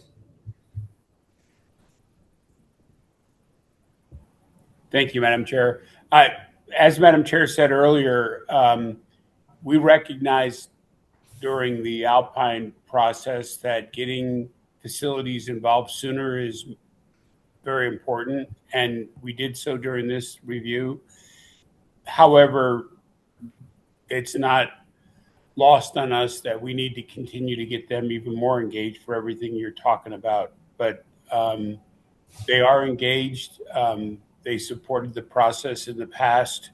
I don't know how you could get too much more involved until you have a school that's actually approved. But they did not suggest that we wouldn't approve it. They're aware that the school is moving forward with a vote. And so don't disagree. But I can promise you, I've been involved in state board discussions where even the superintendent of instruction is not, the facilities is outside of her realm of control as well. And so we are getting our hands around it. We need to do more, but I feel very comfortable with where we stand and that they are engaged. Alan? Yes, thank you, Madam Chair. I guess where I am on this is we have our ready to open document. And part of that is to address some of these details that we're discussing here. And the recommendation is to approve with conditions. And so I think that's one of the conditions is, again, to really be able to iron this out, to be given more time. And as Jessica stated, once it's approved, then they can actually act on some of these things as well. And so it's kind of a chicken and an egg type of thing. And I think we need to have the chicken lay the egg, and the chicken laying the egg is approving with conditions so that these other things can move forward. Thank you, Madam Chair. Anyone else? Doug? Those comments, those past two comments are very succinct, and I agree with them in overall.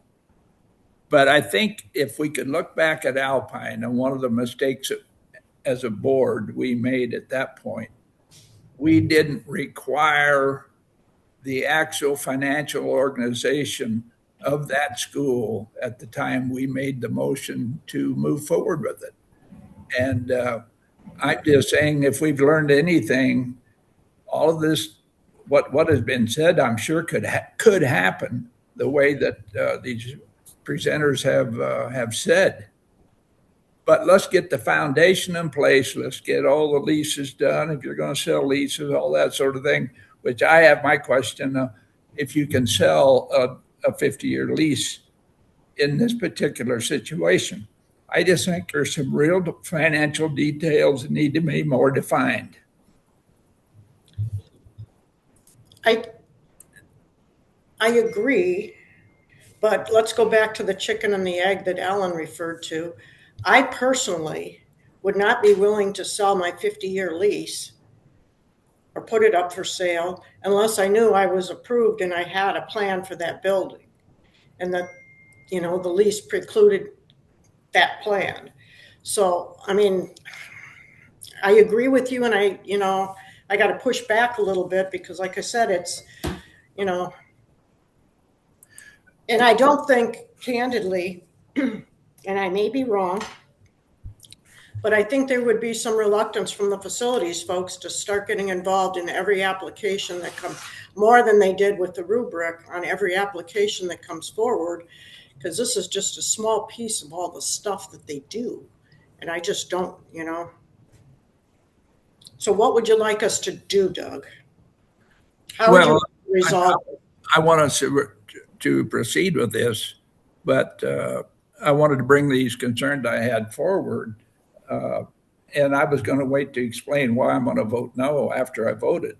But I'm not going to support this application until I know for sure that the financial situation, chicken and an egg, whichever way you want to call it, I think the financial organization, the business aspect of this school has to pass muster in my mind before I'm going to go forward any further.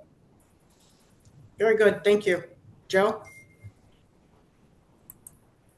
Madam Chair, I'm going to defer to you on whether you would like me to justify my vote when we take the roll call, or I think at this time, what I may have to say as far as my financial concerns would tail on with Mr. Chamberlain as well.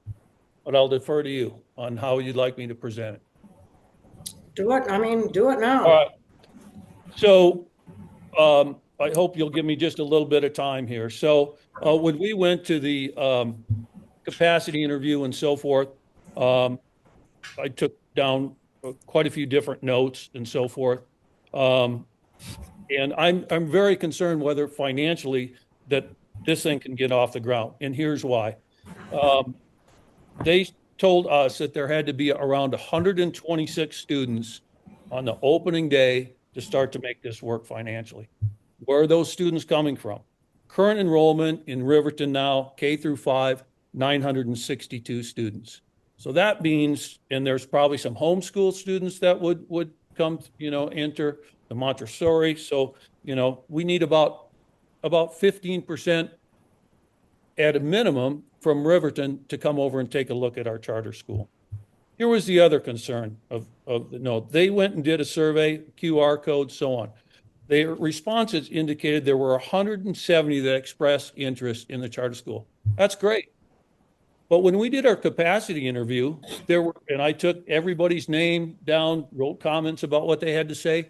There were 17 people there. Of that 17 people, 7 of them were on this governance board. So we were there quite some time. There were 10 people just to the public. If all these people, are 178, are that interested, where were they that night? Where were they to support? So we're going to try and look at trying to open this charter school with 17 people that showed up, 7 of them on the governance board. So here's what I believe are some of the greatest vulnerabilities of what's going to happen. Enrollment sustainability is extremely uncertain, and it's in a rural setting as well. They've already expressed that there's no interest in busing to bring in, additional students to the charter school, and so that's fine. We're going to rely on carpooling and parents. Most days, both parents work and so forth. So I really see that the enrollment sustainability, even from the get-go, is not sustainable. Extremely limited, as I mentioned earlier, evidence of broad community support. We were there, I think, till 6 or 7 o'clock at night. People had a chance to come and approach us, speak, and support it. And again, 17, actually 10 just that weren't on the governance board. So I don't see that there's right now a broad community support. Rural recruitment constraints, again, I know for Wyoming, Riverton's maybe not considered a rural city, but it certainly is much smaller than Cheyenne and Casper and Laramie and so forth. So again, trying to recruit some of those rural students with no busing is certainly an issue. And then finally, this is probably what does it for me. We just sat here and had a big discussion among our board members about recalibration. And already we have 3 charter schools that are struggling financially. And it's just how it is. And it's just what we were given through the legislature and recalibration. And so all these schools are facing financial challenges. We're trying to decide and figure out how to support them. It might get solved.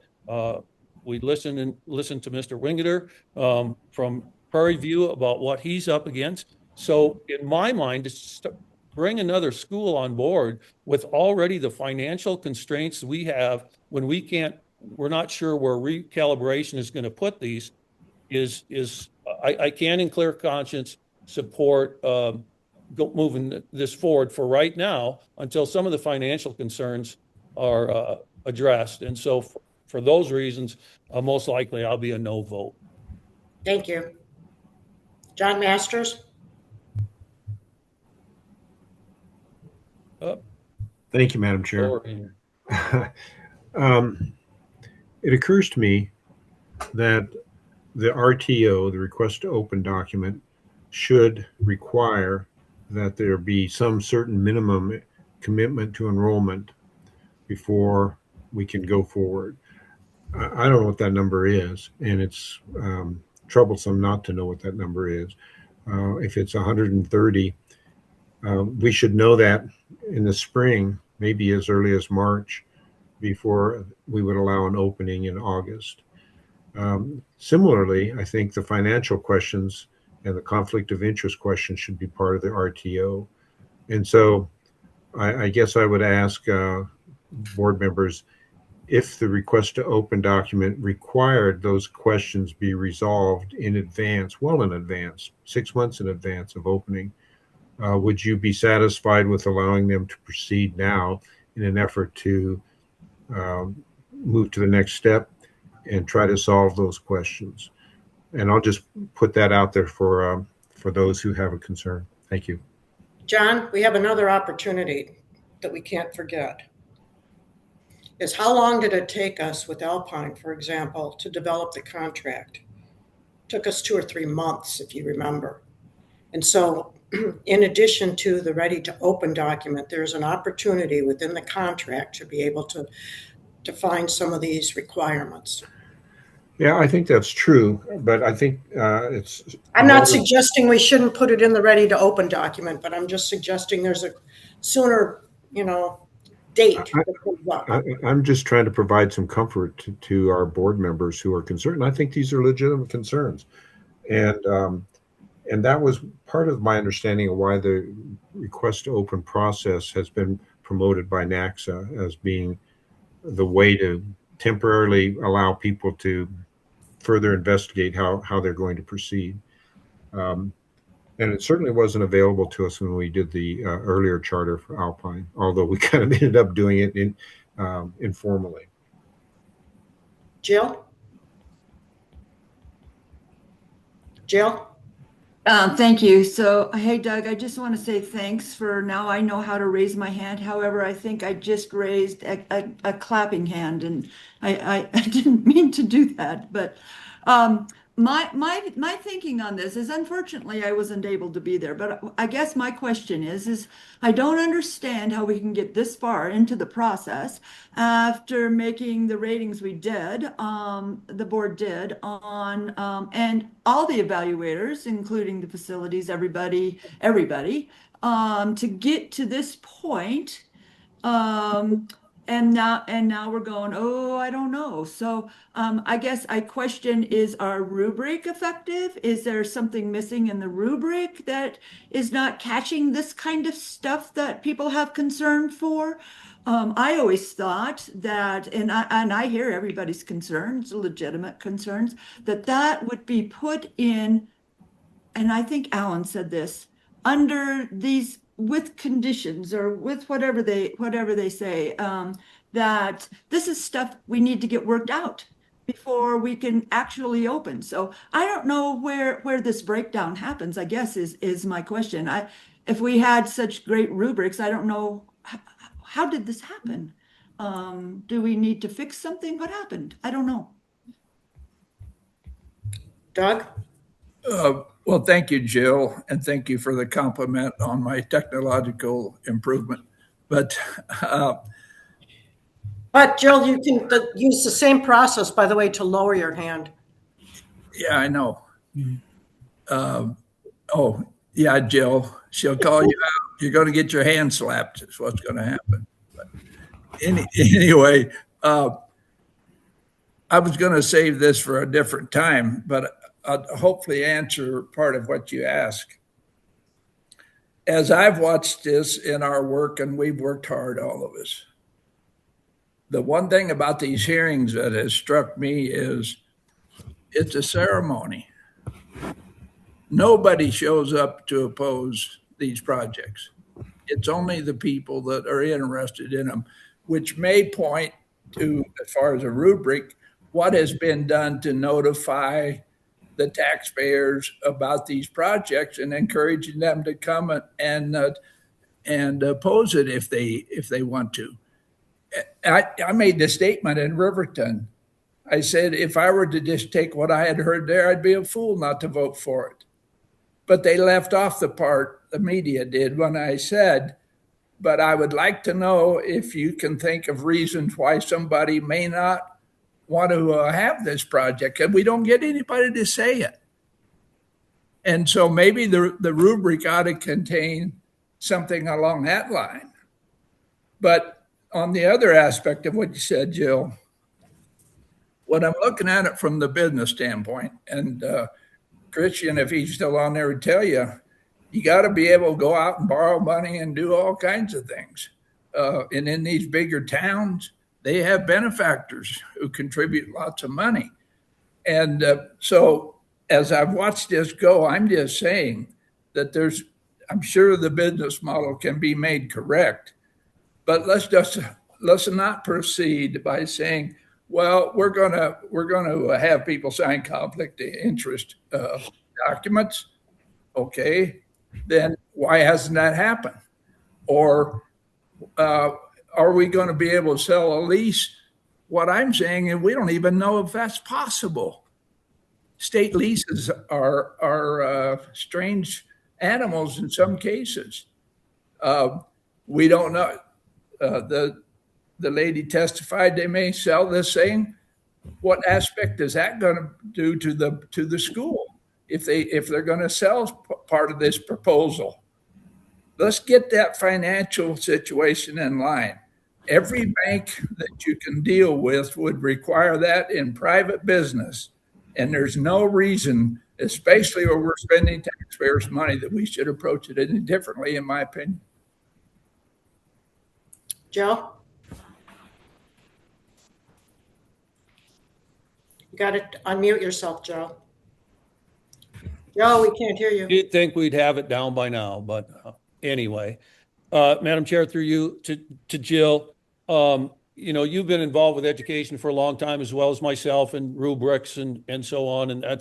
But what I'm basing some of my decision on, and if we're just doing a rubric, then let's not do a capacity hearing. Let's not have an open meeting with citizens to come forward and express things. What I'm basing my vote on is what, in the notes I took, on what the governance board and other members came through in the capacity hearing. And so to me, that almost supersedes, somebody checking a box or 1 through 5 on a rubric and so forth. Another note I have, there was a line item that they're already looking at borrowing $232,000. If I have that written down accurately. And even to Mr. Chamberlain's point, you can run around in Cheyenne and certainly in the city of Casper here and hit some big money donors real quick. But maybe in a smaller rural place in Riverton, it's hard to say, trying to raise that money. And of course, there's always statewide opportunities.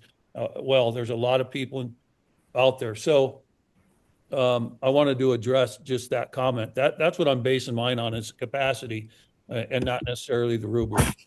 Thank you. Thank you. Fred?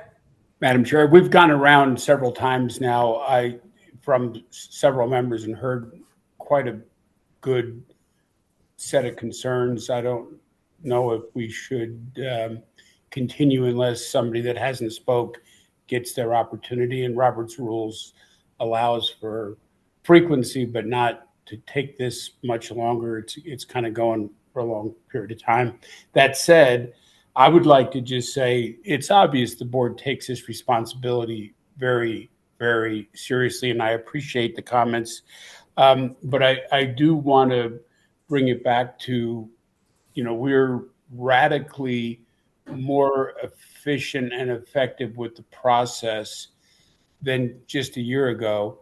We agreed that we will continue to improve the process as we learn. You noted that we have a contract and we're not afraid to continue to update that contract with all these learnings. And I think a lot of the things that were mentioned today, we need to make sure that they're very tight in the contract. As Jessica points out, they have a lot of experience with these school systems in other states as well as in Wyoming. And there's no doubt in my mind that she will work with us to continue to make improvements as well to this contract that we're putting forward. So with that, things like facilities and busing and recruiting, this board has worked very hard and knows the problems of startup. Starting up a school is extremely, extremely challenging, as we've learned. So I absolutely respect the words of the board members. But I think as we've learned what a application process is, my recommendation is that we have done a good job with the application. We can do better, but we have to make a judgment on whether or not what we've seen, and Jill, a lot of what was talked about is in the 500-page document. Maybe not as tight as and clear, and I think the points raised are accurate. They could be tighter and clearer. But I'd recommend we move forward with a vote unless somebody wanted to bring something new to the table. I'd like to speak, if I may. I think, first of all, it is, as I've told the legislature, This is not for the faint of heart. A, the application takes a lot of time and a lot of hard work to get it written. B, there's a lot of risk associated with this on behalf of the applicant. Financial risk, trying to get things sort of lined up. And the question becomes, to me, how big do you want that risk to be? Because we're going to get to the point where nobody's going to be able to apply because the business model is too difficult to develop firmly 18 months out. It just is. I just, I feel for these applicants. I think, I reflect back on Alpine and all of the, I felt like I was dealing with, a hamster on the rolling cage here, constantly rolling. I believe that we have the tools in place. To me, our responsibility is to pull the plug or to slow things down after, when we get to the point where we feel like this is going to hurt kids because they aren't ready to open. And we've got that document in place, which is the ready to open document, as well as the conditions outlined by John Waller, I think, to do that. So in my view, I'm willing to move forward because, like I said, first of all, there's the contract, which is another point whereby we can say, nope, this isn't going to work if we can't come up with a mutually agreeable contract, which I'm sure, because Mackenzie is on here, I'm sure Mackenzie will address this issue of conflict of interest in the contract. And then we've got the ready to open document. So if, like I said, if they aren't ready to open and when they say they are going to be, maybe they ask for another year extension, by the way, just like we did in Cheyenne. So that's my piece. John Masters, do you have something new to add? Thank you, Madam Chairman. I do. And here's my last concern. We know the statute's defective on this funding issue. And by granting a charter, we are, in my view at least, leading these folks down the primrose path, and they're going to encounter the same problem that others are encountering now. It would be, in my mind, advisable that we either hold off granting new charters or we make the granting of a charter part of the condition, this condition to open, that the statute gets fixed, or that they show us how they're going to address this fourth year fall off on funding, one or the other, because it's just unfair. It's unfair to have them go through all the effort, open a school, and then the third year fail because of the funding model, and it's unfair to the kids. So I don't know that we can do much more than say it's out there, and you need to show us how you're going to address that problem, unless the legislature fixes it. So I have grave concerns based upon our earlier conversations. I agree that the conditions to open can encompass all these other things. I don't know if they can encompass the idea that a third party, in this case the Wyoming legislature, takes action. But that would be my recommendation, is that we include that. Thank you, Madam Chairman. John Waller? Yeah, and I'm sorry. I just got to make a comment.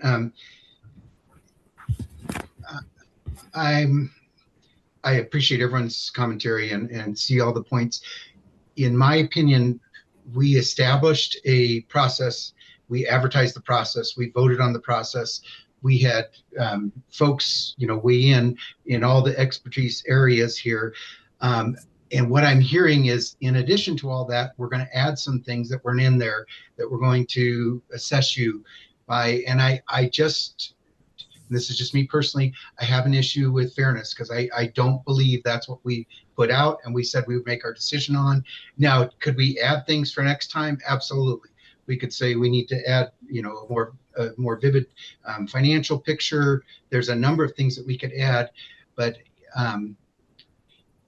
from my perspective and my position, we have spelled this whole thing out, soup to nuts. You're going to fill this out. We're going to arrange it. We're going to do this. You're going to rate it. The executive director is going to give a thing. So I'm just cautious about bringing in things that were not part of that process. And I just feel like I have to mention that because, if I was at home right now thinking I want to start a charter school, I don't know what the criteria would be. It could all change then. We could have brand new things come up at the end.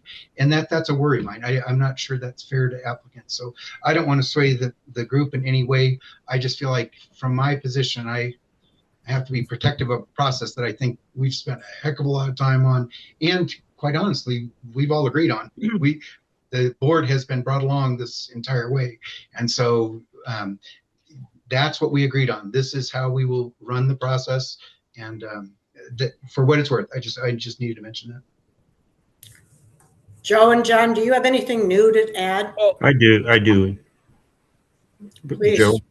Well, Madam Chair, just real quick to John Waller. I mean, I completely agree with what you said as far as, we had a process in place, we followed the process and so forth, but the winds have changed. The financial picture for our charter schools, and we just had a long discussion, the financial picture has changed. It's like being up there in the air, clear skies, and now we're facing, moderate to severe turbulence with a hell of a headwind. So to put another school or bringing something else in my mind, until this is corrected and we can have some assurances that we're not going to be sitting here a year and a half, 2 years ago, trying to figure out how we're going to solve the financial issue with another charter school. So that, again, that's nothing new, but that's my comment. We've done an extremely good job with the process, but we've encountered some turbulence that no one expected with recalibration. And here we are. Thank you. Could I just respond to that? John Masters? I guess I'm a little offended that we're worried about the well-being of the applicant. I'm worried about the students. And, if it seems unfair to the applicant, I'm sorry. But, I don't want to get 2 or 3 years down the road and dump a bunch of students into a bad situation and make it worse when they have to go to a different environment entirely. So I hope this board keeps before it, our primary duty in my mind is to the students of Wyoming. And I want to be fair to the applicants, but if it comes down one versus the other, I'm going to side with the students. Thank you, Madam Chairman. I don't know where you got your point from. Because I don't either. Well, you said it's not fair to the applicant. And we can't change the rules now, and it's unfair. And who would do this? I didn't say that. No, you didn't say that. But John. So I'm going to and I was not going to say anything, but the applicant is all about the kids. That's why they have written an application. It's for the kids, for the children. Sorry, I just can't let that pass. No, I'm glad you did, Jill, because I was going to do the same thing. This is all about school of choice, and the parents and you guys have all been to these schools. John Waller and I were just at the startup of Alpine ribbon breaking, getting ready for this year, and the applicant is the students, the parents, and it's about school of choice. So I'm going to call for question. Elaine, will you take roll, please? Thank you, Madam Chair. Oh. Madam Chair, we don't have a motion on the floor. Can I have a motion? Thank you. I'll make a motion if you would like me to. Please. Madam Chair, I move that the charter school application be approved subject to the completion of the request to open requirements and the conditions set forth both in this meeting and by Mr. Waller in his report to us. Both of those things need to be included before the actual charter is granted. Thank you, ma'am. Will you accept the friendly amendment, please? Sure. I'm sure it's very friendly. It isn't request, it's ready. Okay, ready to open. I'm sorry. Madam Chair, I don't understand that. I do not understand that motion. May I address that? The process is ultimately going to come down to a charter, and the charter it's not granted today. It's granted after all of the RTO, the ready to open conditions have been met, and any other conditions that we place. And I think we've discussed some conditions today that need to be placed in that process. And When all that happens, which is not today, and may take a year or more, then they can come forward and say, here's the evidence that we've completed these things. Here's the evidence that we have conflict of interest policies in place, that we've solved the lease issue, that we know what the statute's going to do to us, all of those things. And we think we're ready to open. But they present evidence to us. And that's the way I understand the process that we're doing today. We're just allowing them to move forward to try to solve these problems. Thank you, Madam Chair. John Mueller, does that align with the recommendation that you made? His motion? Yes. Yes. Can I have a second, please? I'll second. Who made the second? Joe? No. I did, Fred. Madam. You did? Okay. Elaine, can you please call roll? Madam Chair, if I can just repeat the motion to make sure I have it correct. Mr. Masters moves that the charter school application be approved on the condition that the RTO and conditions in this meeting are met. Is that the entirety of the motion? Madam Chairman, A little would it bit be more eloquent than that, but would it be helpful for me to summarize those conditions that were discussed? Because I'm happy to do so.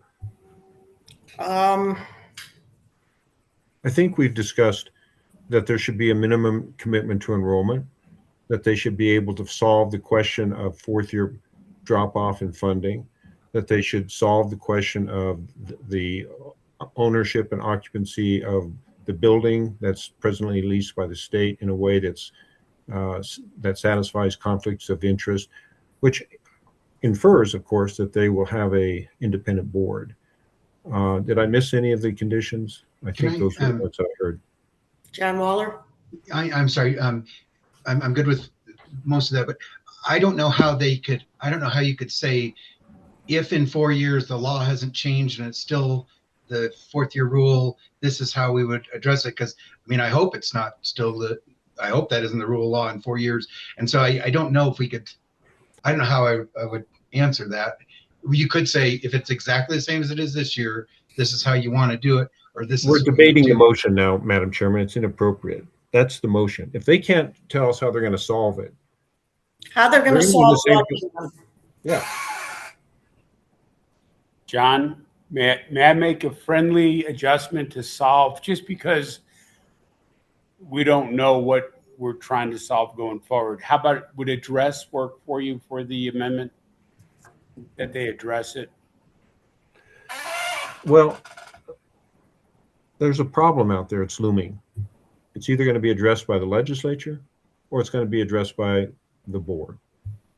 I don't care which. I just don't want to have to terminate a charter because the fourth year rolls around and their finances have blown up. Because we know that's a risk. There's no charter school that's shutting down right now, and we're in year 4. So what I'm asking is, the word solve means that they have something solved that doesn't exist yet going forward. But if they address it in the startup, how are you going to address in year 1? How are you going to address year 4? Okay, that's what I'm saying. I'm satisfied with address, if you prefer that as opposed to solve.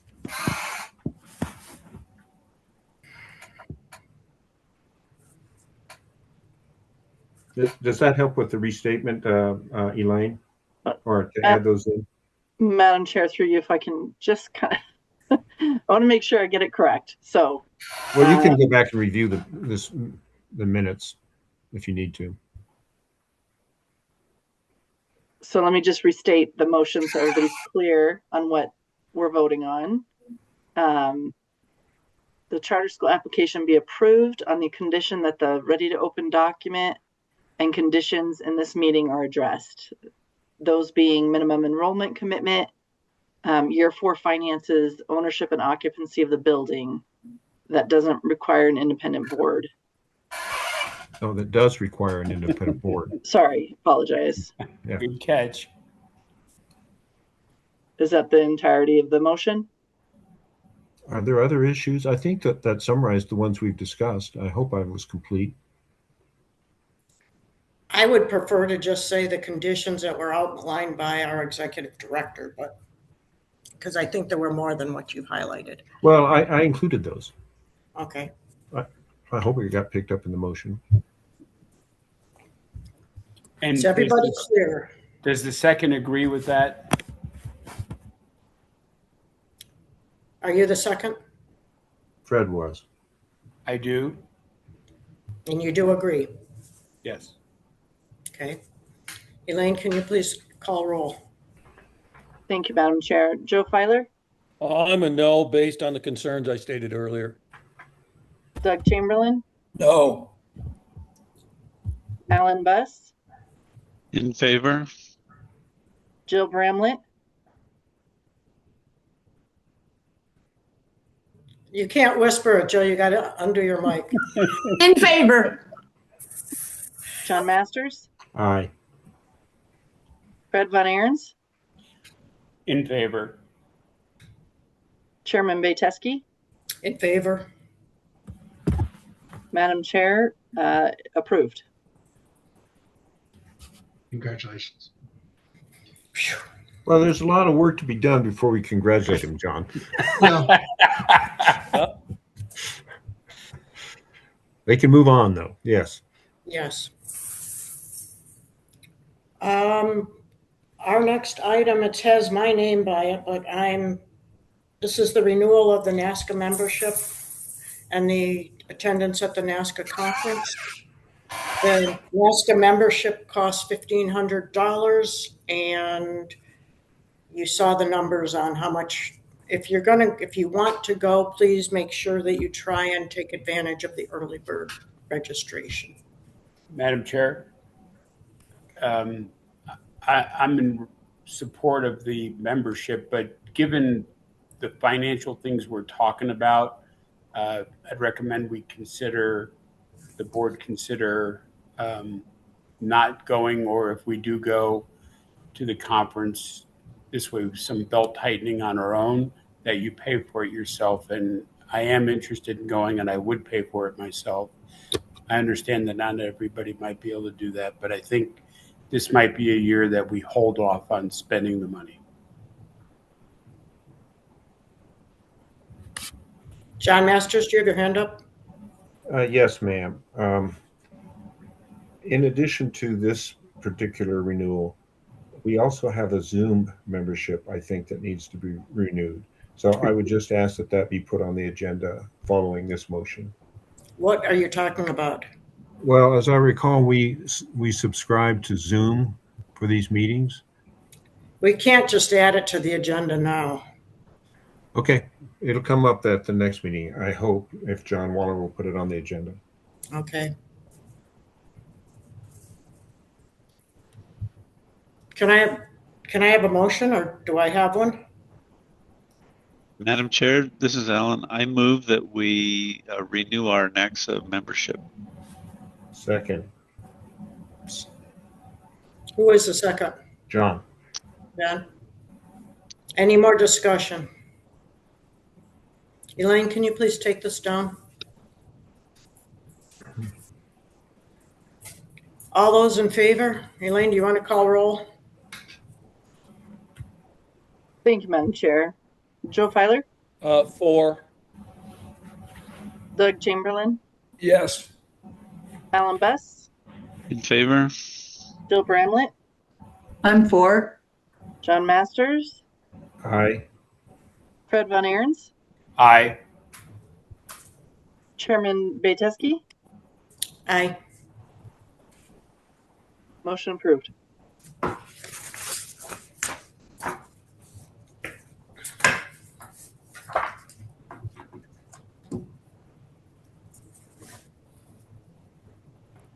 The last item on the agenda is to elect our new officers. Madam Chair, sorry. Do we want to vote on going because we have the early bird discount at the end of the month? Do we want to talk about the second part of that, which is, do we support sending people to the conference? Sure, let's talk about it. Madam Chair? Yes, John. I've stated before, and I would encourage anyone who has not been to go. These are very helpful, and I know often it's thought that these conferences are kind of a semi-vacation. I found it to be very helpful. Not much of a vacation. And this is where the RTO concept originated in my mind last October or November. So I think we should make the effort, even if it financially is difficult, to send whoever feels they should go. Doug?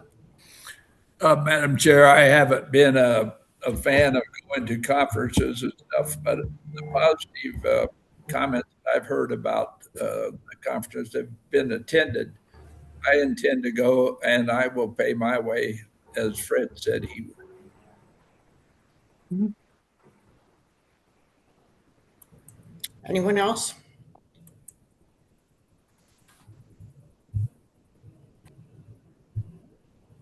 Would you like Madam Chair, or do we need? I'm sorry. Do we need I a would motion? just say that John Masters is right. I think everybody should have the opportunity to go. I certainly learned a lot from it, and I still think I have a lot to learn, but wow. And I'm so glad we're going to continue our membership with them because I think they're a real valuable resource for us. See, my hesitation is I've got one more year. I'll have like 9 months or 8 months, 10 months after the conference. Is it worth it?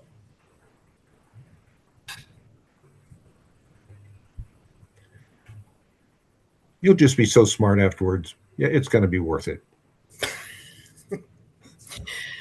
Can I have a motion, please? Well, I move we encourage members to go to the conference. Can I have a second? I'll second. Any more discussion? Elaine? Alan, did you have something you wanted to say? Please.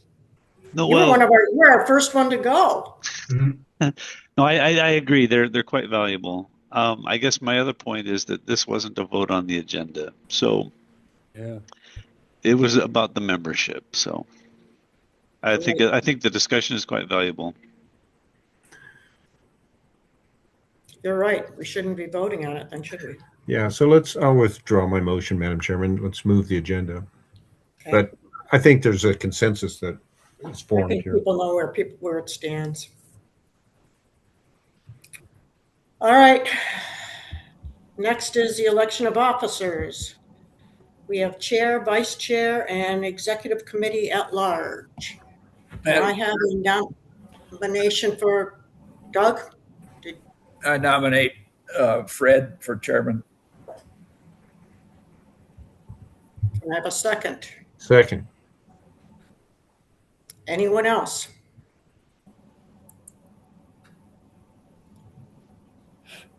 Anyone else? Seeing none. Madam Chairman, I move we cast a unanimous ballot in favor of Fred as chairman. Say that again? That we cast a unanimous ballot in favor of Fred as our chairman. Fine. All those in favor, please say aye. Aye. Aye. Aye.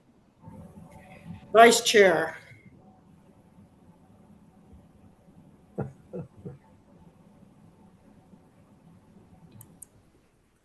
I'll nominate Jill Bramlett as vice chair.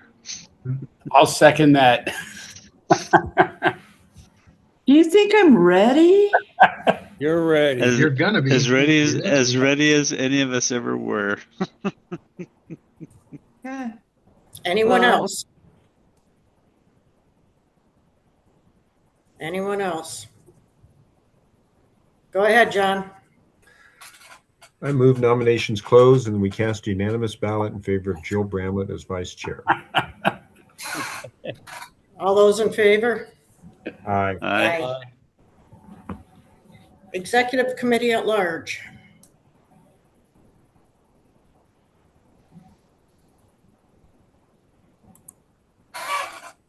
Madam Chairman, I'll move Alan Buss to be on the executive committee as the member at large. I'd second that. And I'm willing. So Okay. Anyone else? John? Madam Chairman, I move the nominations close and that the unanimous ballot in favor of Alan Buss as Executive Committee Member at Large be cast. All those in favor? Aye. Aye. Aye. Our final item is public comment. Do we have anybody left to comment? I see a few out there. We called on Christian earlier. Madam Chair, I'm not seeing any hands. All right. Can I have a motion to adjourn, please? Madam Chair, may I have a comment first? Sure, Fred. One, thank you for the vote of confidence, I think. I'm not saying I'm not nervous, but thank you. And I would be remiss if I didn't thank Janine. First of all, John, for starting this the first year and getting us moving. And Janine, I'm not sure that it's appreciated how hard you've worked, the connections you have that have helped us work through some very difficult times. And we should be proud of the charter schools and how they're doing with all the challenges. Thank you for your service. And I thought you did a super job. Thank you. Thank Joe? you, Madam Chair. I just want to tail off exactly what Fred mentioned. We've come a long ways, and you've been responsible for that. And then just a final note, remember today is Wyoming Gives. So, no, I'm not going to pitch any particular organization, but get on there. There's 250 nonprofits and animal shelters. There's a lot of people in need. It goes till 11:59 tonight. So get on to Wyoming Gives, and I think there's even maybe a few of our charter schools might be on there. There's the pitch. So don't forget about Wyoming Gives. It's a valuable resource for our citizens in the state. Doug? And so I thank you for your confidence in me, and I will do my very best. Thank you. I know you will. Doug Chamberlain? Madam Chair, I just want to echo Fred's comments, but I also think it needs to be mentioned what you've been through personally through this time, in addition to the responsibilities of this job. It's very, very taxing, and unless you've been there, you really don't understand how much time it's taken you. And from me personally to you personally, thank you. Thank you. Thank you, Janine. Can we have a motion of the board of appreciation? Is that not timely? No, we don't do that. We don't do And that. Janine, I just want to say thank you for everything also, but also I appreciate having a friendship as well as this whole board thing too. So thank you. All right, motion to adjourn, please. So move. I'll second. We are adjourned. All right. Thank you, everyone. Thank you. Guys.